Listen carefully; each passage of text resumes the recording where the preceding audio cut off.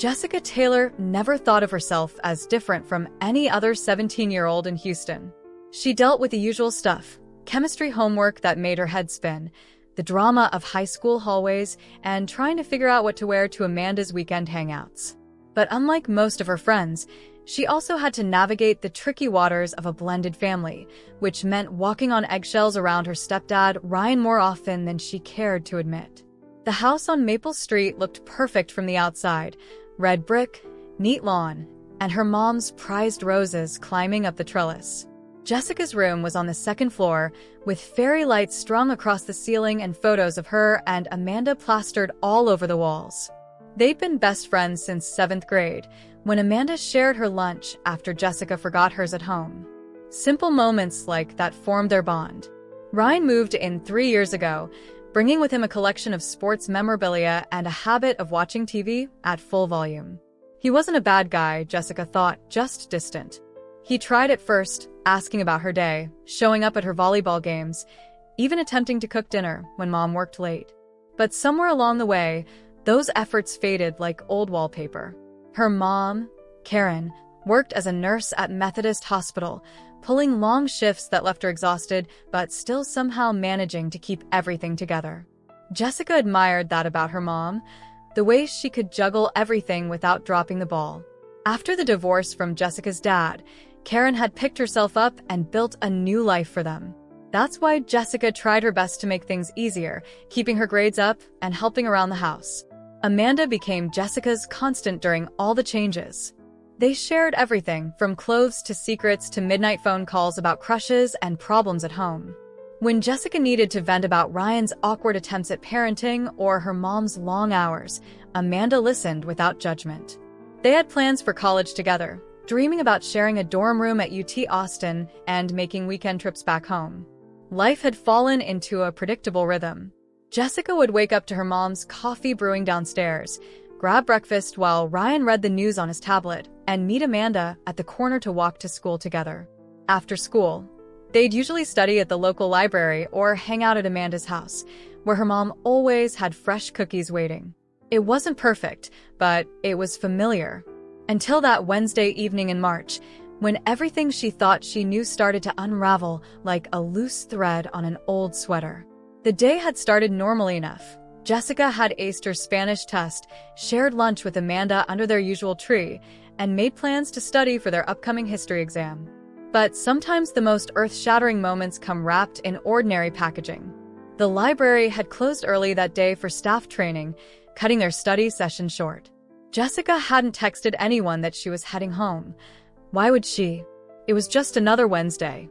The spring air felt nice as she walked home, planning to surprise her mom by starting dinner. Maybe they could have one of those family meals Karen was always trying to organize. The house looked different somehow when she approached, quieter, despite Ryan's car in the driveway. Mom's car wasn't there, which made sense given her late shift. Jessica fumbled with her keys, dropping them twice before managing to unlock the front door. Later, she'd wonder if that was her instincts trying to warn her, trying to give her a few more moments of innocence. The lights were dimmed in the entryway, but she could hear sounds from the living room, soft laughter she recognized but couldn't quite place in this context. Her backpack felt suddenly heavy on her shoulder as she moved closer, drawn by curiosity and something else, maybe dread, maybe knowing, maybe both. She didn't mean to spy. Really, she just wanted to know who was home, why the house felt so strange. The living room door was cracked open just enough for her to see inside, and what she saw made her stomach drop like she'd missed a step going downstairs. Ryan and Amanda sat close on the couch, too close. His hand was on her knee, and she was leaning into him like she belonged there. Jessica's world tilted sideways. The backpack slipped from her shoulder, hitting the hardwood floor with a thud that seemed to echo through the house. Inside the living room, Amanda jumped away from Ryan like she'd been burned, but it was too late. The image was already burned into Jessica's mind like a photograph negative. What the hell is this? Jessica's voice came out stronger than she felt, pushing through the door before her brain could catch up with her body. The room spun slightly as she tried to make sense of what she was seeing. Amanda, her best friend since forever, smoothing down her shirt with shaking hands. Ryan, her stepdad, standing up with that fake calm he used when trying to handle situations. "Jessica, honey, this isn't what it looks like," Ryan started, using his reasonable voice, the one he used when explaining why she couldn't go to concerts on school nights. But it was exactly what it looked like, and they all knew it. "Don't." Jessica held up her hand, feeling sick. "Don't you dare try to explain this away." She turned to Amanda, who looked smaller somehow, curled in on herself at the end of the couch. "How could you? How long has this been going on?" Amanda's mascara was smudged, tears already tracking down her cheeks. "Jess, please, I'm so sorry. I never meant what?" Jessica's voice rose, bouncing off the walls. "Never meant to hook up with my stepdad? Never meant for me to find out? What exactly didn't you mean to do, Amanda?" Ryan stepped forward, reaching for Jessica's arm. "Lower your voice. We can talk about this like adults." "Like adults?" Jessica laughed, but it sounded wrong, hysterical even to her own ears. "Adults don't sneak around with their stepdaughter's best friend. Adults don't." She jerked away from his grip, backing up toward the coffee table. Everything happened fast after that. Ryan grabbed for her again, harder this time. Jessica pulled back sharply, her hip catching the edge of the glass coffee table. She saw the panic in Ryan's eyes as he pushed her, saw Amanda's mouth open in a silent scream, felt the world tilt as she fell. The sound of breaking glass seemed to last forever, a crystalline symphony of destruction. Then came the pain, sharp and hot across her back, and finally, merciful darkness. The last thing Jessica heard was Amanda's voice, high and frightened, saying, oh God, what did we do?" Trust breaks differently than glass. When glass shatters, you hear it, that sharp, decisive crack that tells you something's gone wrong. But trust? Trust breaks in silence. It breaks in text messages sent at midnight and secrets whispered in living rooms when no one's supposed to be home. It breaks in the small moments that add up to something bigger, something unfixable. The news spread through Houston's Oak Valley High School like wildfire. Students who'd never spoken to Jessica Taylor now huddled in hallways, sharing snippets of information gleaned from social media and neighborhood gossip. Everyone had an opinion, a theory, a friend who knew someone who knew something. The story grew legs, running wild through group chats and whispered conversations.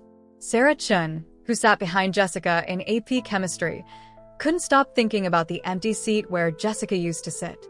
Just last week, they'd been partners in lab, measuring chemical reactions and laughing about how their experiment turned an unexpected shade of green. Now Sarah found herself scrolling through Jessica's Instagram, looking for clues she might have missed. "I always thought something was off about Amanda," Malik said during lunch, pushing his fries around his plate. He'd known Jessica since elementary school, when they were both in the gifted program. She was too perfect, you know? Like she was trying too hard. But Katie Rodriguez defended Amanda at first. "Everyone makes mistakes," she said, though her voice wavered with uncertainty. Maybe there's more to the story. 3 days later, Katie deleted all her photos with Amanda from social media. When asked why, she just shook her head and said, "Some things you can't excuse." The school counselor's office saw a surge in visits. Students came in talking about their own family problems, their fears about trust and betrayal. Ms. Patterson, who'd been counseling teenagers for 20 years, noticed how Jessica's story had cracked open something in her students, their vulnerability, their need to process their own experiences with betrayal. The local news picked up the story, though they kept names out of the initial reports. "Houston teen in critical condition after home incident," the headlines read. But everyone at Oak Valley knew. They knew about the glass coffee table, about Ryan and Amanda, about how Jessica had walked in at exactly the wrong moment, or maybe it was the right one, depending on how you looked at it. Parents started having uncomfortable conversations with their kids about boundaries and trust. The PTA scheduled an emergency meeting to discuss recent events and their impact on the student body. Teachers watched their students more carefully, looking for signs of distress or similar situations that might need intervention. Online, Jessica's last social media post became a memorial of sorts. It was nothing special, just a photo of her and Amanda at the mall, both laughing at something off camera, posted 3 days before everything fell apart. The comments section filled with heart emojis and messages of support, turning a casual moment into something haunting. The question echoed through the community. What would you do if someone you trusted betrayed you in the worst possible way?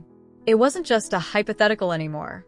It had a face, a name, a broken coffee table, and a hospital room where machines beeped in steady rhythm. Local radio shows picked up the discussion. Today we're talking about trust and betrayal, host Mike Richards said on his morning show. Where do we draw the line? When do we forgive? Can we forgive? The phone lines lit up with callers sharing their own stories of betrayal, affairs, family secrets, broken friendships. The school newspaper's editor, Rachel Walsh, struggled with how to cover the story. We can't ignore it, she told her staff during their emergency meeting. But we need to be respectful. This isn't gossip, it's someone's life. They eventually decided to write about trust and friendship in general, including resources for students who might be dealing with similar situations. Social workers reported an increase in calls from teenagers wanting to talk about their own family situations. Jessica's story opened a floodgate, explained Dr. Maria Hernandez at the local youth center. Kids are questioning relationships they previously took for granted. They're looking at their family dynamics with new eyes. The debate spilled onto local community forums. Some blamed social media and modern values. Others pointed fingers at poor parenting or lack of supervision. A few tried to defend Amanda, suggesting she might have been manipulated, but these voices quickly grew quiet as more details emerged. Jessica's volleyball teammates tied purple ribbons, her favorite color, to their bags. The gesture spread beyond the team until purple ribbons appeared on backpacks throughout the school. Nobody officially organized it. It just happened, like a collective expression of support that didn't need words. Teachers noticed changes in their students' writing assignments. English essays about betrayal grew more personal. Creative writing pieces explored darker themes. Even art class saw a shift, with students producing works that dealt with trust, secrets, and broken relationships. The school's drama club canceled their planned spring comedy, choosing instead to put on a production about friendship and loyalty. Nobody mentioned Jessica directly, but everyone understood the connection. The show sold out all 3 nights, with proceeds going to a local youth crisis center. Local churches and community centers organized discussion groups for teenagers. They created safe spaces where young people could talk about their feelings, their fears, their own experiences with betrayal. Professional counselors volunteered their time, recognizing the need for support beyond what the school could provide. As Jessica lay in her hospital bed, her story became bigger than her. It became a catalyst for conversations that needed to happen, a mirror reflecting uncomfortable truths about trust, power, and the relationships we think we understand. Her personal tragedy rippled outward, touching lives she'd never even met, forcing people to ask themselves difficult questions about loyalty, forgiveness, and the price of keeping secrets. The question remained, what would you do? But now it came with a weight, a reality that made it impossible to answer glibly. Because everyone who heard Jessica's story knew the truth. You never really know what you'll do until you're standing there, watching your world shatter like a glass coffee table, trying to make sense of the pieces. The sound of breaking glass still echoed in Ryan's ears as he stared at Jessica's motionless form on the floor. Blood seeped into the cream-colored carpet, Karen's pride and joy, a Christmas splurge from last year. His mind latched onto this detail, this stupid, meaningless detail, while everything else spun out of control. "We need to call an ambulance," Amanda whispered, her voice shaking. She'd backed herself into a corner, arms wrapped around herself like she was trying to hold something in. "Ryan, we need to call." "Shut up." He didn't mean to shout, but panic made his voice sharp. Just let me think." Ryan ran his hands through his hair, pacing between the broken table and the couch. Glass crunched under his feet with each step. Jessica hadn't moved. Not an inch. Not a twitch. Her dark hair spread across the carpet like spilled ink, mixing with the blood from where the glass had cut her. Ryan knelt beside her, fingers trembling as he checked for a pulse. He found one weak, but there. "She's alive," he said, more to himself than Amanda. She's alive, but if we call 911, they'll ask questions. They'll want to know what happened. His mind raced through scenarios, each worse than the last. His job at the investment firm, his reputation in the community, his marriage to Karen. All of it would crumble if the truth came out. Amanda slid down the wall until she sat on the floor, mascara creating black rivers down her cheeks. "This is my fault," she sobbed. If we hadn't. "Stop it." Ryan's voice turned cold, decisive. "This isn't helping. Listen to me carefully. We can make this look like an accident. Jessica came home, tripped, fell into the table. She was alone. That's all anyone needs to know. But nothing." He moved toward her, his shadow falling across her huddled form. "Think about what happens if we tell the truth. Your parents, your college applications, your whole future, gone. One mistake, and everything you've worked for disappears." Amanda looked at Jessica's still form, then back at Ryan. She'd never seen him like this, calculation replacing panic in his eyes. "What do you want me to do?" she asked, her voice small. Ryan's plan came together quickly. They cleaned up the obvious signs of struggle, the overturned lamp, the scattered magazines. He used the vacuum to get rid of small glass shards, carefully avoiding the ones near Jessica. Amanda, moving like a sleepwalker, helped him position Jessica's body to match their story. "When Karen gets home, we were never here," Ryan explained, checking his watch. They had maybe an hour before his wife's shift ended. "You were at the library. I was at the gym. Stick to that story, no matter what. Understand?" Amanda nodded, but her eyes kept drifting to Jessica. What if she doesn't? "She'll be fine," Ryan snapped, though uncertainty gnawed at his gut. "She's breathing. Karen will find her soon. The doctors will help her." He grabbed Amanda's arm, forcing her to look at him. "But if you say anything at all, about what really happened, I'll make sure everyone knows you were just as responsible." Got it. She nodded again, tears still flowing. Ryan made her wash her face in the downstairs bathroom, checked her clothes for blood or glass. His own clothes went straight into the washing machine. They erased their presence methodically, turning a violent confrontation into a simple accident. Before they left, Ryan took one last look at Jessica. In the growing darkness of evening, she looked peaceful, almost like she was sleeping. He pushed down the guilt threatening to rise in his throat. "Remember," he told Amanda, "this is the only way to protect everyone. Sometimes a lie is better than the truth." Karen's scream shattered the evening quiet. She'd come home early, a rare gift from her supervisor who'd noticed how tired she looked. The sight of Jessica sprawled amid broken glass turned her world upside down. Her nursing training kicked in automatically. Check breathing, check pulse, call 911, don't move the patient.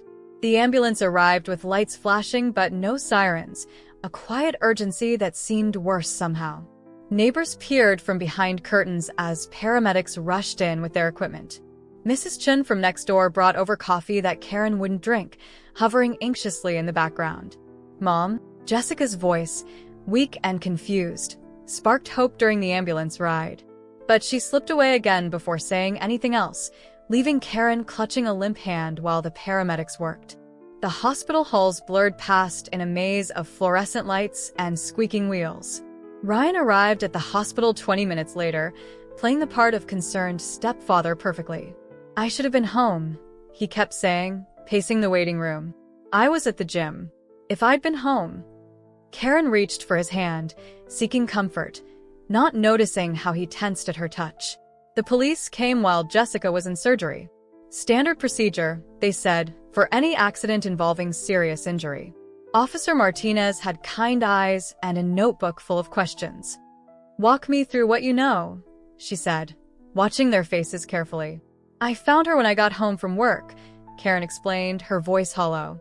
"The coffee table was broken. She must have fallen." She looked at Ryan. "Did she text you? Call you?" "Nothing," he lied smoothly. "I had my phone in my locker at the gym. When I checked it after my workout, I saw your messages about the accident." Detective Sarah Chun, no relation to their neighbors, arrived later that evening. She had more questions, harder ones. Had Jessica seemed depressed lately? Any problems at school? Problems at home? She noted Ryan's gym alibi, Karen's work schedule, the estimated time of the accident. The surgery lasted 4 hours. Dr. Patterson emerged looking grave, his surgical mask hanging around his neck. The next 24 hours are critical, he explained. There's significant trauma, both from the impact and the glass. We've done what we can, but... Karen's sob echoed through the sterile hallway. Ryan held her, playing the supportive husband while his mind raced. He'd texted Amanda earlier, "Stay calm. Stick to the story. Everything will be fine." But watching the police and doctors exchange glances, he wasn't so sure anymore. Detective Chen visited the house the next morning. She noted the vacuum marks in the carpet, the washing machine still warm from a recent cycle. In the kitchen, she found a half-empty glass of water with lipstick on the rim, not Karen's shade. Small details that didn't quite fit the narrative of a simple accident. At school, rumors swirled. Amanda didn't show up for classes, claiming a stomach bug. Her phone buzzed constantly with messages from friends, from Ryan, from reporters who'd somehow gotten her number. She sat in her bedroom, staring at her phone, wondering how many lies she could tell before they all came crashing down. The truth had a way of leaving traces, Detective Chen knew.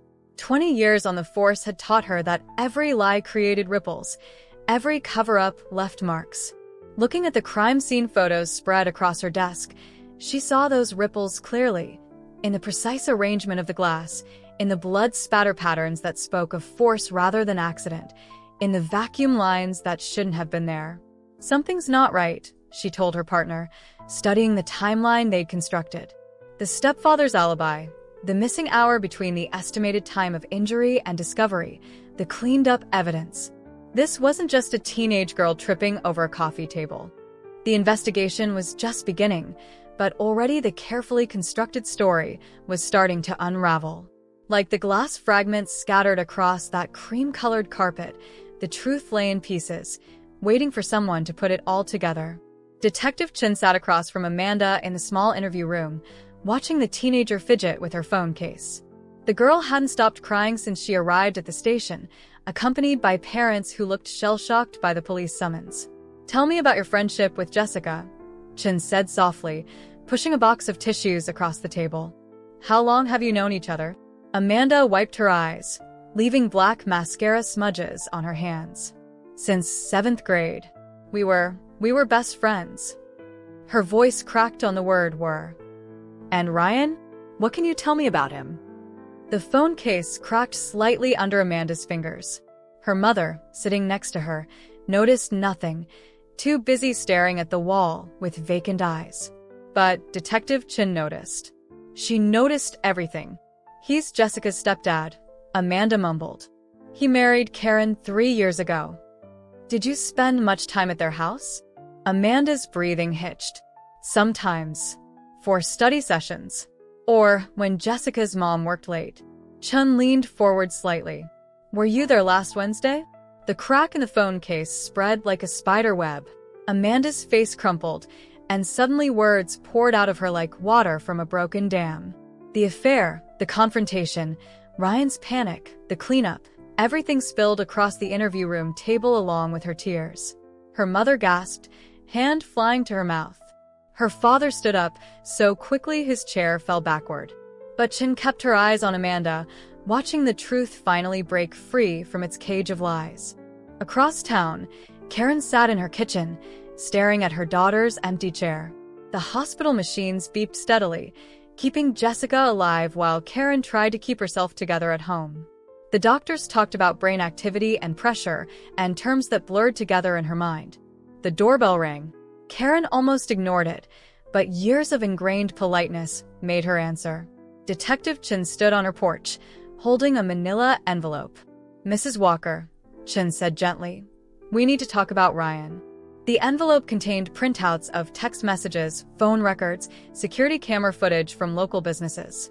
Pieces of a puzzle Karen hadn't known she was supposed to solve. She sat at her kitchen table, that empty chair across from her, and watched her world reshape itself around a truth she hadn't wanted to see. The gym alibi doesn't hold up, Chin explained, laying out photos showing Ryan's car parked at home during the time he claimed to be working out. And we found Amanda's DNA at the scene, hair, fingerprints, lip gloss on a glass. Karen touched the photos with trembling fingers. I don't understand. Why would they? Your neighbor saw them, Chin continued quietly. Mrs. Chun from next door. She noticed Amanda visiting when you weren't home. She didn't want to cause trouble, but after the accident, the pieces kept falling into place. Karen remembered small things now. Ryan's sudden interest in Jessica's schedule, his insistence on driving her to study sessions, the way he always seemed to know where the girls would be. Jessica tried to tell me, Karen whispered. Not directly, but she kept saying she didn't want to study at home anymore. She made excuses not to be around when I was at work. I thought she was just being a teenager. Chin reached across the table, covering Karen's hand with her own. This isn't your fault. Predators like Ryan are good at hiding who they really are. But now we need your help to make sure he faces consequences. The investigation gained momentum like a boulder rolling downhill. Once Amanda broke her silence, others began to speak. Jessica's volleyball teammates remembered Ryan showing up to practices he didn't need to attend. A barista at the local coffee shop recalled seeing him with Amanda on days they claimed to be studying. Text messages recovered from Jessica's phone showed her growing suspicion. Something weird is going on. She'd written to her friend Sarah 2 weeks before the incident. Amanda's acting strange, and Ryan keeps asking about her. Maybe I'm paranoid. Sarah brought these messages to the police voluntarily, along with others that painted a picture of Jessica's increasing discomfort in her own home. I should have said something sooner, Sarah told Detective Chin, twisting her friendship bracelet, a match to the one Jessica still wore in her hospital bed. The school counselor, Miss Patterson, provided notes from sessions where Jessica had expressed vague anxiety about her home situation. She never said anything specific, Patterson explained. But looking back, the signs were there. The way she talked about feeling unsafe, about not trusting her own judgment. Karen threw herself into helping the investigation, channeling her grief and anger into action. She provided access to family computers, phone records, home security footage. Each piece of evidence felt like a betrayal, but she pushed through the pain. You're doing the right thing, her sister Susan assured her, having flown in from Denver to help. Jessica needs you to be strong right now. The district attorney, Maria Gonzalez, met with Karen and Detective Chen to discuss building the case. Amanda's testimony is crucial, she explained, spreading files across her desk. But we need more. We need to show a pattern. They found it in Ryan's past. A previous marriage ended under suspicious circumstances. A former stepdaughter who'd moved away suddenly. Old police reports that hadn't quite turned into cases. A trail of red flags that everyone had missed or ignored. It's like following breadcrumbs, Chin told her partner, mapping connections on the station's whiteboard. Each little piece leads to something bigger. The hospital became a second home for Karen.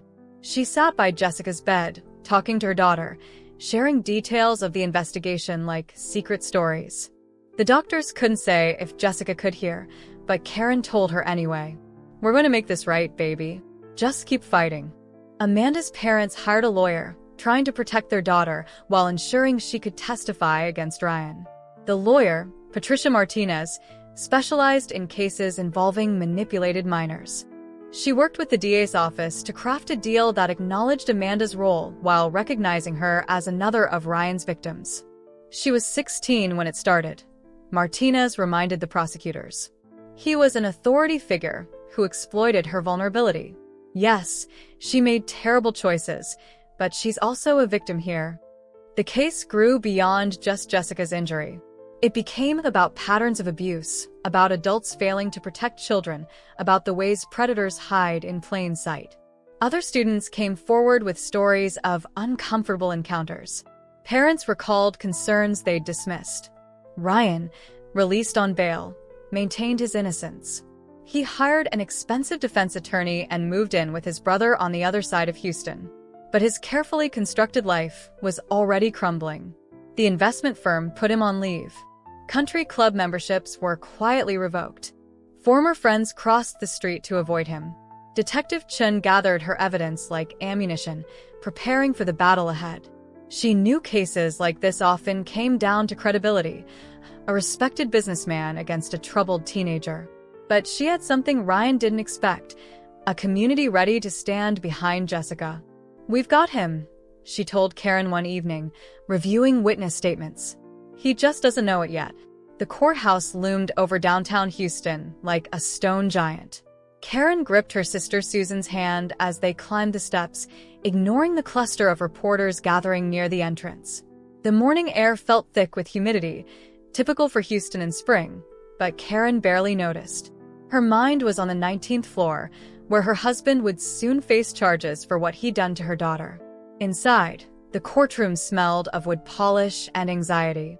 Ryan sat at the defense table in an expensive gray suit, his lawyer Richard Hawthorne whispering in his ear. He looked thinner than Karen remembered, his face drawn tight like a drum. When he caught her eye, he tried to smile. Karen looked away. Assistant District Attorney Maria Gonzalez arranged her files with precise movements. She'd spent weeks preparing for this preliminary hearing, building a case that would convince Judge Martinez to proceed to trial. The prosecution table held stacks of evidence, medical reports, phone records, witness statements, all telling pieces of a larger story. "All rise," the bailiff called, and Judge Martinez entered, her black robe flowing behind her. She had a reputation for being tough but fair, especially in cases involving minors. Her dark eyes surveyed the courtroom as she took her seat. "The state of Texas versus Ryan Walker," she announced, her voice clear and steady. "The prosecution may proceed with opening statements." Gonzalez stood, adjusting her blazer. "Your Honor, this case is about trust and its violation. About a man who systematically abused his position as a stepfather and mentor to prey on vulnerable teenagers. About a violent attack that left a 17-year-old girl fighting for her life." She walked slowly in front of the judge's bench, her heels clicking against the floor. "The evidence will show that Ryan Walker engaged in an inappropriate relationship with Amanda Chen, his stepdaughter's best friend. When Jessica Taylor discovered this relationship, Mr. Walker attacked her, causing severe injuries. He then orchestrated an elaborate cover-up, manipulating a teenage girl into helping him hide his crimes." Hawthorne objected twice during her opening statement, but Judge Martinez overruled him both times. Karen watched Ryan's face, searching for any sign of remorse, but he maintained a mask of professional concern. The prosecution's first witness was Detective Chen. She took the stand with quiet confidence, laying out the investigation's findings. Crime scene photos appeared on screens around the courtroom. The broken coffee table, the blood-stained carpet, the vacuum marks that shouldn't have been there. "The physical evidence contradicts Mr. Walker's initial statement," Chen testified. "The pattern of glass fragments and blood spatter indicates a forceful impact, not an accidental fall. Additionally, we found evidence that the scene had been cleaned and rearranged before Mrs. Walker discovered her daughter." Karen closed her eyes as more photos appeared, Jessica in the hospital, tubes snaking from her body, machines keeping her alive. The courtroom felt too small suddenly, too warm. Susan squeezed her hand harder. The medical examiner testified next, using clinical terms to describe Jessica's injuries. "The angle and force of impact suggests she was pushed," he explained, pointing to diagrams. "The injuries are inconsistent with an accidental fall." Through it all, Ryan sat stone-faced, occasionally writing notes to his lawyer. The only sign of stress was a muscle twitching in his jaw, a tell Karen recognized from their marriage. He was angry, she realized. Not guilty, not scared, angry that he'd been caught. Detective Chen returned to the stand to present the digital evidence. Text messages between Ryan and Amanda appeared on the screens, dated months before the incident. The messages started innocently enough, questions about homework, casual conversation. But they evolved into something else, something that made Karen's stomach turn. "We recovered deleted messages from both phones," Chen explained. "They show a pattern of grooming behavior, with Mr. Walker gradually isolating Amanda from her support system and manipulating her into keeping their relationship secret." Amanda's testimony came after lunch. She looked smaller in her navy blue dress, her hands shaking as she took the oath. Her parents sat directly behind the prosecution table, their faces tight with shame and worry. "Jessica was my best friend," Amanda began, her voice barely above a whisper. The microphone carried her words across the silent courtroom. "We told each other everything. At least, we used to." She described how it started, Ryan offering to help with her college applications, suggesting private tutoring sessions, making her feel special and mature. "He said I was different from other girls my age," she said, wiping tears. "More grown-up. I believed him." Hawthorne's cross-examination was aggressive. He tried to paint Amanda as a willing participant, suggesting she'd pursued Ryan, that she'd been jealous of Jessica's family life. Amanda's testimony wavered under his questions, but she held firm on the key points. "He told me what to say after Jessica got hurt," she insisted, despite Hawthorne's attempts to shake her story. "He said we had to protect ourselves, that no one would understand. I was scared and confused, but I knew it was wrong." The school counselor testified about changes she'd noticed in both girls' behavior. Jessica's volleyball coach spoke about Ryan's unusual presence at practices. A barista described seeing Ryan and Amanda together at times that contradicted their alibis. Each witness added another piece to the puzzle, another crack in Ryan's carefully constructed facade. Karen watched the judge's face, trying to read her expressions, but Martinez remained professional and neutral throughout.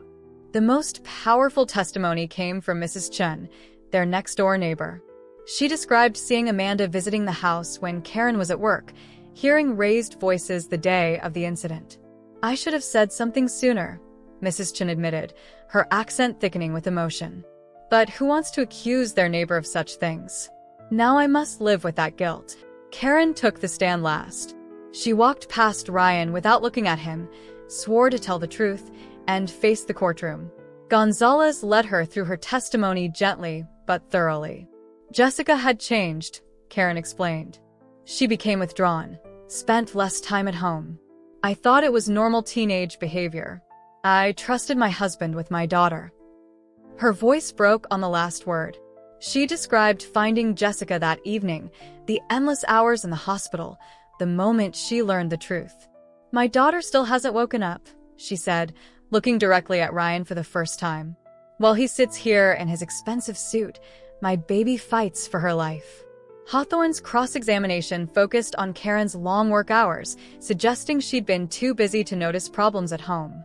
He implied that Jessica had been troubled before the incident, that her injuries might have been self-inflicted. "Objection," Gonzalez called out. "Speculation." Sustained, Judge Martinez ruled, giving Hawthorne a warning look. As the hearing drew to a close, Gonzalez presented her final argument. "Your Honor, the evidence clearly shows probable cause. Mr. Walker abused his position of trust, engaged in an inappropriate relationship with a minor, and violently attacked his stepdaughter when she discovered his crimes. The state asks that this case proceed to trial." Judge Martinez took only 15 minutes to make her decision. When she returned to the bench, her expression was grave. "Based on the evidence presented, I find sufficient probable cause to proceed to trial. The defendant will be bound over on all charges. Bail will continue under the current conditions, with the additional requirement of an ankle monitor." Outside the courthouse, reporters shouted questions, cameras flashed. Karen let Susan guide her through the chaos to their waiting car. Behind them, she heard Ryan's lawyer making a statement about his client's innocence, about their confidence in the legal system. But Karen wasn't listening.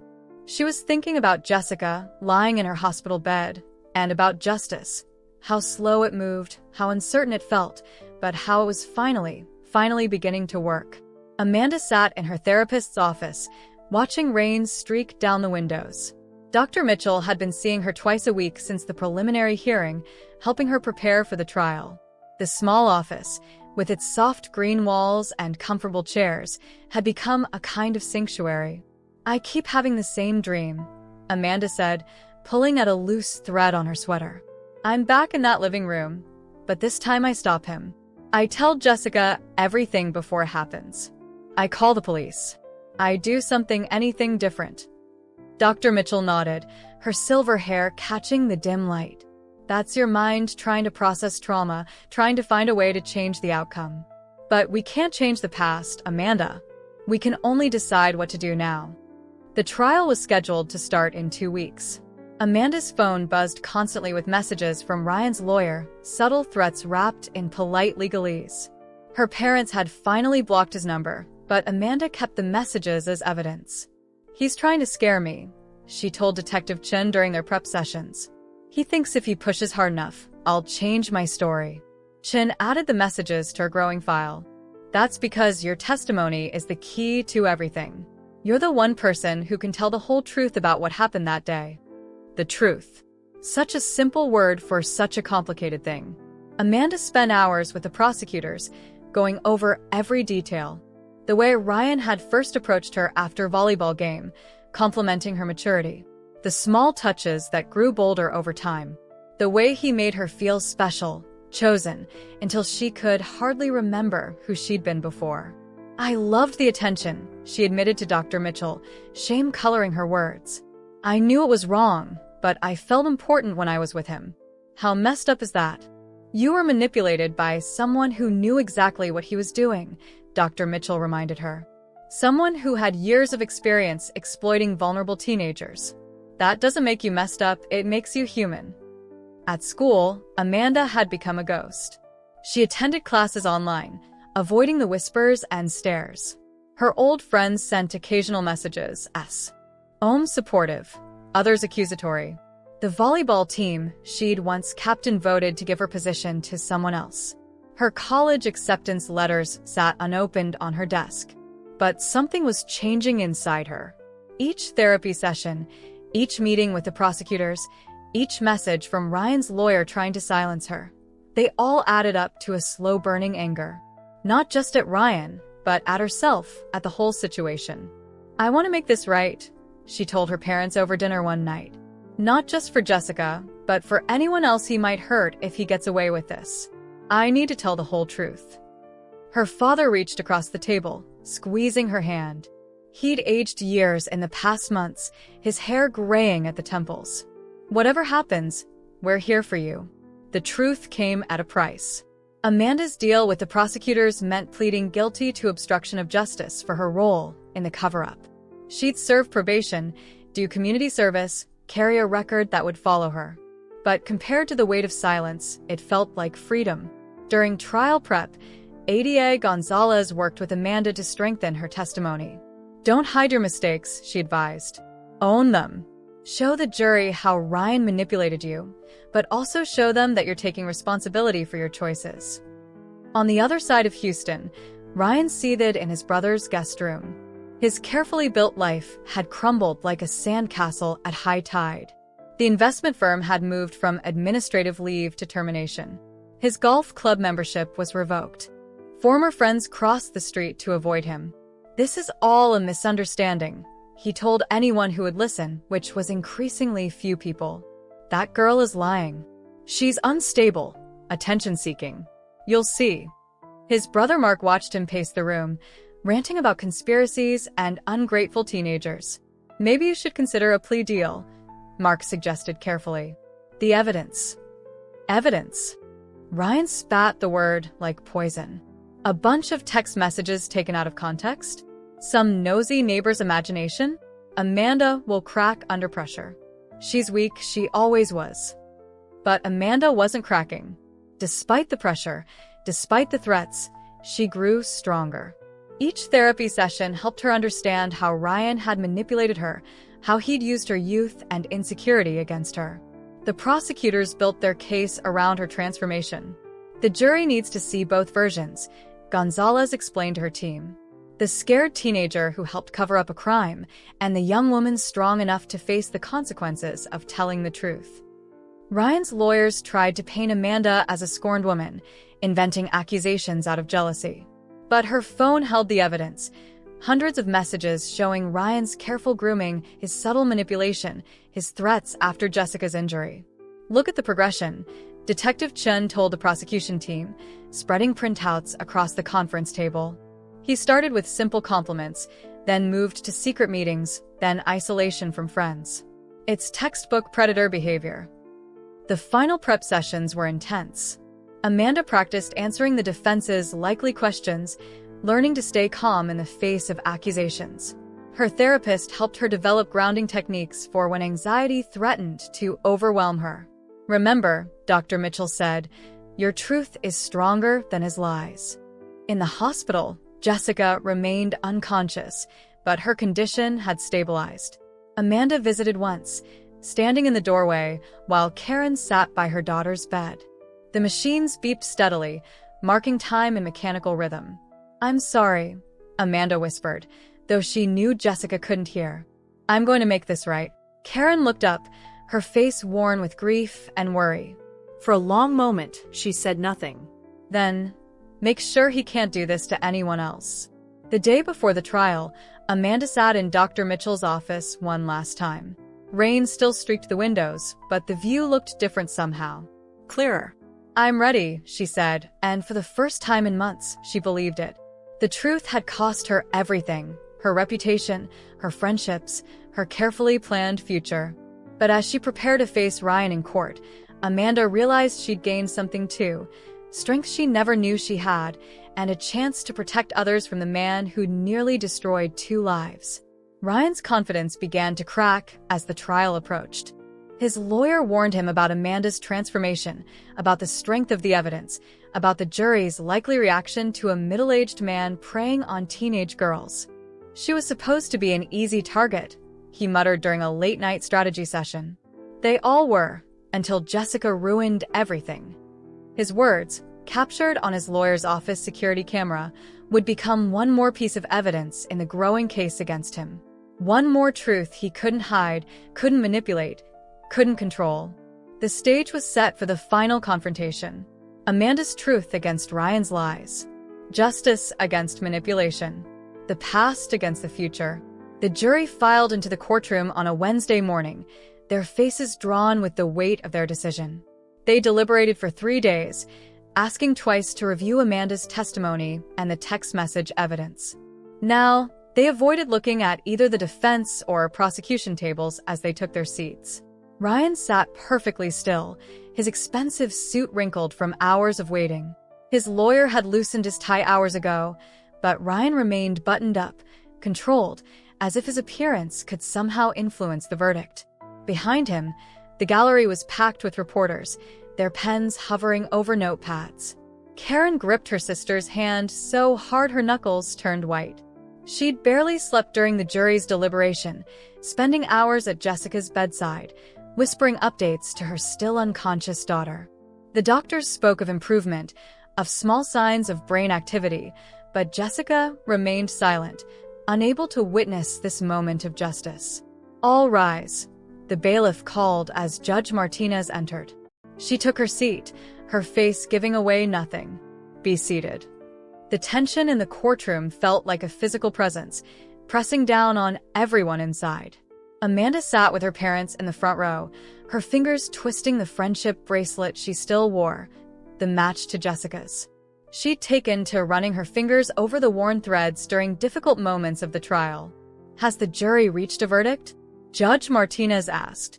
The foreman stood, a middle-aged teacher who'd taken detailed notes throughout the trial. "We have, Your Honor." The bailiff collected the verdict form, delivering it to the judge. Martinez reviewed it, her expression unchanging. Before handing it back, time seemed to slow down, each movement taking an eternity. "The defendant will rise," Martinez ordered. Ryan stood mechanically, his lawyer beside him.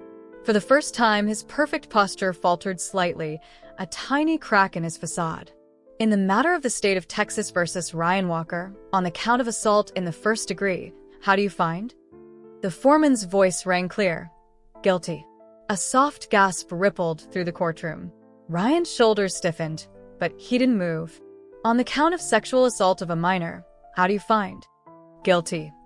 "On the count of obstruction of justice, how do you find?" "Guilty." Each guilty. Verdict fell like a hammer blow, dismantling the careful walls Ryan had built around himself. Karen closed her eyes, tears streaming down her face. Amanda pressed her hand to her mouth, muffling a sob of relief. Judge Martinez addressed the jury. "Ladies and gentlemen, thank you for your service. You are dismissed." She turned to Ryan, her voice hardening. "Mr. Walker, please step forward for sentencing." The prosecution had argued for maximum penalties, presenting evidence of Ryan's pattern of predatory behavior. They'd found 2 other former stepdaughters who testified about similar grooming attempts, though they'd managed to escape before things escalated. "Your Honor," Ada Gonzalez said during her sentencing argument, "Mr. Walker represents a clear and ongoing danger to young women. His actions were not impulsive but calculated, showing a pattern of manipulation and violence when confronted." Ryan's lawyer argued for leniency, citing his client's previous clean record and standing in the community. But his words seemed hollow against the weight of evidence, against Amanda's powerful testimony, against the hospital photos of Jessica's injuries. Judge Martinez listened to both sides, her expression growing sterner with each argument. When the lawyers finished, she looked directly at Ryan. "Mr. Walker, you stand convicted of extremely serious crimes," she began. "You abused your position of trust as a stepfather, preyed upon vulnerable teenagers, and responded to discovery with violence. Your actions demonstrate not only a lack of remorse, but an ongoing threat to society."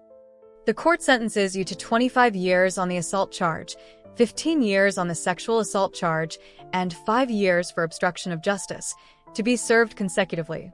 You will be required to register as a sex offender upon release, and you are permanently prohibited from contact with minors. Ryan swayed slightly, color draining from his face.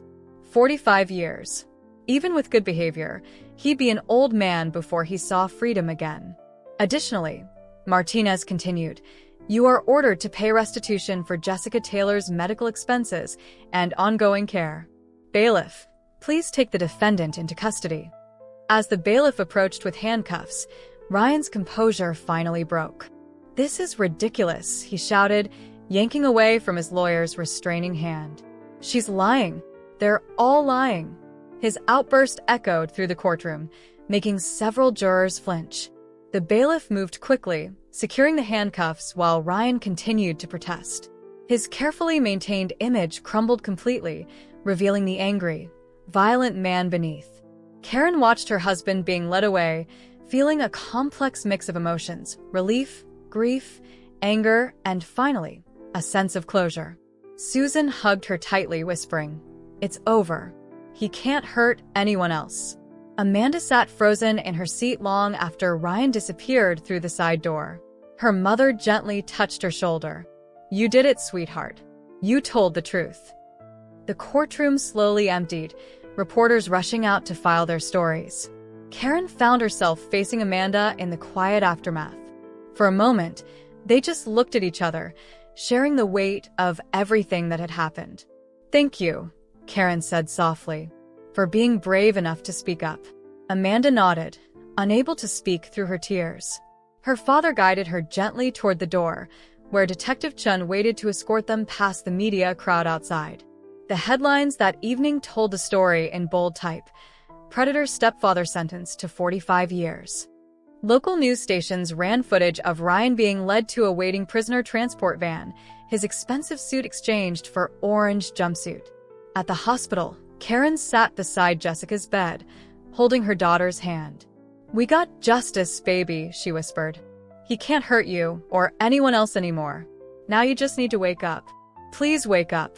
Amanda began her mandated counseling and community service, speaking to high school groups about grooming and manipulation. Her story, though painful, helped other young people recognize warning signs she'd missed. The scholarship fund established in Jessica's name grew as the community rallied around the cause. Local businesses contributed, and Jessica's volleyball team organized fundraising events. The money would help other teenagers escape abusive situations, turning tragedy into hope for others. Detective Chun kept the case file on her desk, a reminder of why she did this work. The photos, statements, and evidence told a story of manipulation and violence, but also of courage and resilience. She added newspaper clippings about the verdict, completing the record. In her therapy sessions, Amanda began to forgive herself, though the process was slow, and painful. "I can't change what happened," she told Dr. Mitchell, "but I can try to help others avoid the same mistakes." The day after the sentencing, Karen returned to the house on Maple Street. She packed Ryan's things into boxes for his lawyer to collect, erasing his presence from their home. In the living room, where the glass coffee table had stood, she placed a small indoor garden, something alive and growing where violence had occurred. The community's response surprised everyone. Instead of ostracizing Amanda, many people reached out to support her recovery. Her testimony had struck a chord, revealing how easily predators could manipulate and control their victims. As spring turned to summer, the story faded from headlines, but its impact lingered. In schools across Houston, counselors used the case to teach students about healthy relationships and warning signs of manipulation. Amanda's brave testimony became a powerful tool for prevention. 3 months after Ryan's sentencing, Jessica opened her eyes. It happened on a quiet Sunday morning while Karen dozed in the familiar hospital chair. A small sound, barely more than a whisper, woke her. "Mom?" The doctors called it a miracle, though they used more technical terms about brain activity and healing patterns. Karen didn't care about the medical terminology. She just held her daughter's hand, watching Jessica slowly find her way back to the world. Recovery was a marathon, not a sprint. Jessica had to relearn basic skills: walking, writing, coordinating movements. The brain injury left gaps in her memory, some permanent, others slowly filling in. She remembered the confrontation in fragments, like pieces of a broken mirror reflecting different angles of the same moment. "Sometimes I'm glad I don't remember everything," she told her physical therapist during a particularly tough session. She was learning to walk again, gripping parallel bars with trembling arms. "Other times, I want to remember every detail, just to make sure I'm not making it up." Karen threw herself into advocacy work, speaking at conferences about domestic violence and predatory behavior. She started a support group for parents of trauma survivors, meeting weekly in a church basement. The coffee was terrible, but the understanding was real. "I kept thinking I should have known," she told the group one evening. "But predators like Ryan don't wear warning signs. They look like good husbands, caring stepfathers, successful businessmen. That's how they get away with it for so long." Amanda visited Jessica in the hospital 6 months after the sentencing. She stood in the doorway, uncertain, until Jessica patted the bed beside her. They sat in silence for a long time, the beeping machines providing background rhythm to all the words they couldn't say. "I brought you something," Amanda finally said, pulling out a new friendship bracelet. "I know it doesn't fix anything, but..." Jessica took the bracelet, her movements still slow and deliberate. "We were both his victims," she said quietly. "In different ways, but still."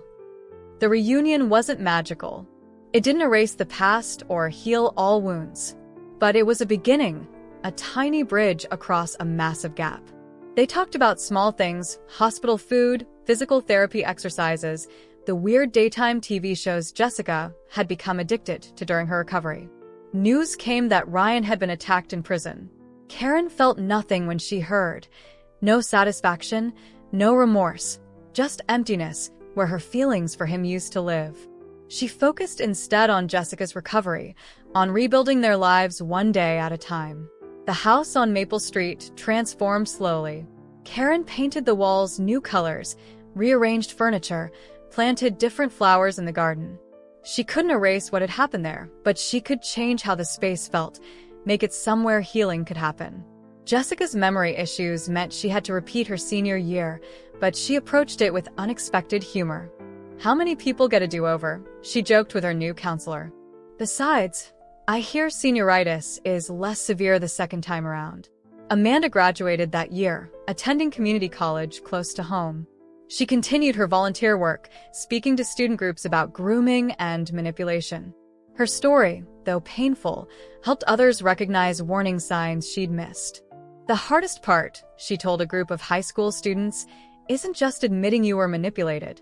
It's accepting that you can be both a victim and someone who made mistakes. Both are true, and both are part of healing."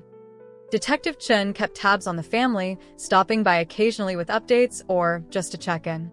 She brought Jessica cold cases to look at, Nothing violent, just puzzles to help exercise her healing brain.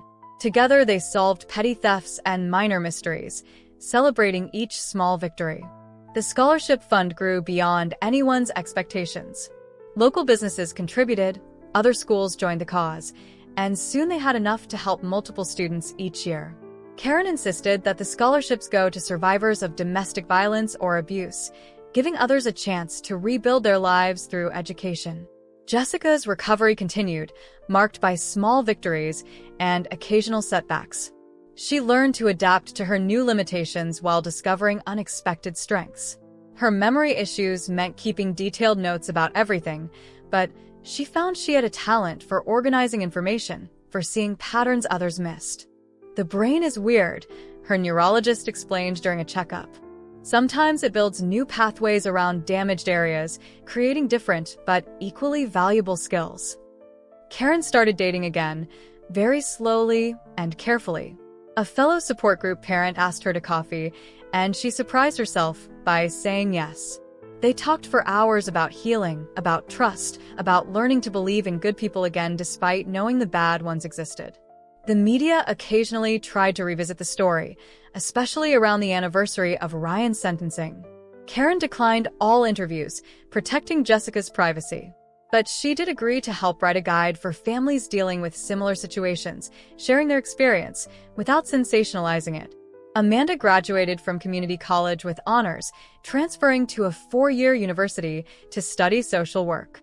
She wanted to help other young people avoid the traps she'd fallen into, to recognize manipulation before it escalated to abuse. On quiet evenings, Jessica and Karen sat in their renovated living room, drinking tea and talking about the future. The space where the glass coffee table had stood now held a small fountain, its gentle bubbling creating peaceful background noise. "Do you ever wonder about him?" Jessica asked one night, tracing the rim of her cup. Karen considered the question carefully. "Sometimes, but not about who he is now. I wonder about who he thought he was, how he fooled so many people for so long." "I think," Jessica said slowly, "that's why Amanda's work is so important. People need to know that monsters don't look like monsters. They look like everyone else." The last time Detective Chin visited, she brought news that 2 other families had come forward with similar stories about Ryan from years ago. The statute of limitations meant no new charges, but their statements would ensure he served his full sentence. "You know what's weird?" Jessica T. Old her therapist during a session. "I'm almost grateful, in a messed up way. Not for what happened, but for what it revealed. About strength, about truth, about how people can surprise you, both good and bad." Life moved forward as it always does. Jessica started taking classes at the community college, one at a time, working around her therapy schedule. Amanda visited during breaks, their new friendship different but real. Karen's advocacy work touched more lives than she'd ever expected. The story became part of who they were, but not all they were. It was a chapter in their lives, important but not defining. They carried it with them, its weight lessening with time, its lessons carved into their hearts. In the end, it wasn't about Ryan at all. It was about survival, about truth, about the strength found in broken places. It was about 2 girls who lost their innocence but found their power, about a mother who rebuilt her world from ashes, about a community that learned to see the dangers hiding in plain sight. And somewhere in Houston, in a house on Maple Street, a small fountain bubbled peacefully in a living room where bad things once happened. Its sound a reminder that healing, like water, finds its way through any crack, given enough time and patience. Disclaimer: this channel does not support or tolerate any form of discrimination, racism, prejudice, or violation of human rights. The stories presented here are original and created by the author with the aim of promoting reflection, awareness, and dialogue. All content is developed with respect for diversity and the dignity of all people.